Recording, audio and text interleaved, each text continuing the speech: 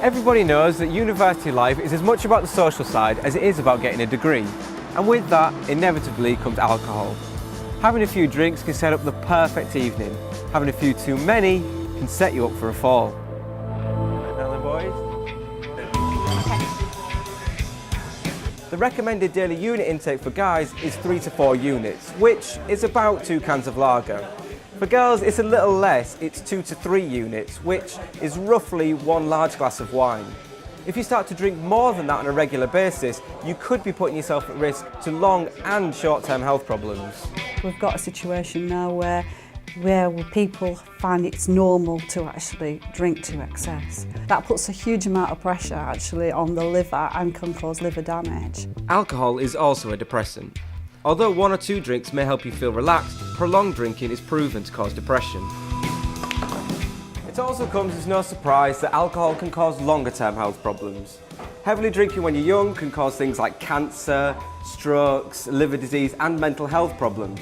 This all sounds quite scary, but it's easy to avoid by just drinking in moderation. As you may have noticed, when you're drunk, your perception is affected. You're not fully aware of your surroundings, your judgment can be a little clouded, and you're not in full control of your body. Taking all of this into account, you're not only putting yourself at risk, but also others around you. If you're walking home and look drunk, you're vulnerable to street crime, as you may look like an easy target. The best thing to do is have a few less drinks so you have money for a taxi home. After you've had a few drinks, you can start to think you're invincible. You'll start dashing across roads or jumping over walls. The thing is, you wouldn't do that when you were sober, so why try it when you're drunk? The problem with people being drunk and acting in an antisocial manner is it can actually affect their futures sometimes. People have got themselves in a fight, caused themselves mindless damage to something else, they've then been locked up, and sometimes it just results in a warning, but it has been known to have people thrown off their courses, and it's not what you've paid all that money to do, to come up here, get drunk and then be sent back home. Nearly 7,000 people a year are attacked with a drink spiking drug, and a staggering 19% of these are students between 18 and 25. I think you've just got to be careful who buys you a drink and where you leave your drink. If you're going to go to the toilet, you need to make sure it's one of your close friends that has the drink. You don't leave it on the side. And if any strange person offers you a drink, you've got to be questioning why they're actually doing it. It's not a huge problem, however, it does happen, and you don't want to be that one person it does happen to. Unfortunately, having too much to drink can make usually placid people do stupid things. Whether it's fighting in the street or just making a lot of noise on your way home, it affects other people and it gives students a bad name. That also includes not coming home at 2 AM and making lots of noise in your halls. Remember, not everybody is in the same party spirit as you.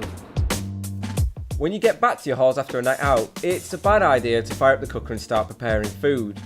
It's a killer. We have got terrible cases in the past of people who have been seriously injured and indeed killed because they've not had the full attention on what you're doing. We've had so many cases in the past of people who have come home, they've been a little bit worse for wear, they've gone into the other room, they've put the television on, they've fallen asleep. You don't get any notice after that, and if you haven't got smoke alarms in your house or your flat, then the next thing you're going to know is when the fire service are there rescuing you. Best thing to do is either have something cold like a sandwich or get a takeaway. Drinking in moderation can lead to some fantastic and memorable times at uni, but going overboard can lead to some experiences you would really rather forget. The idea is to find a balance, and that way you can make sure you'll have a fantastic, worry-free stay at university. Cheers.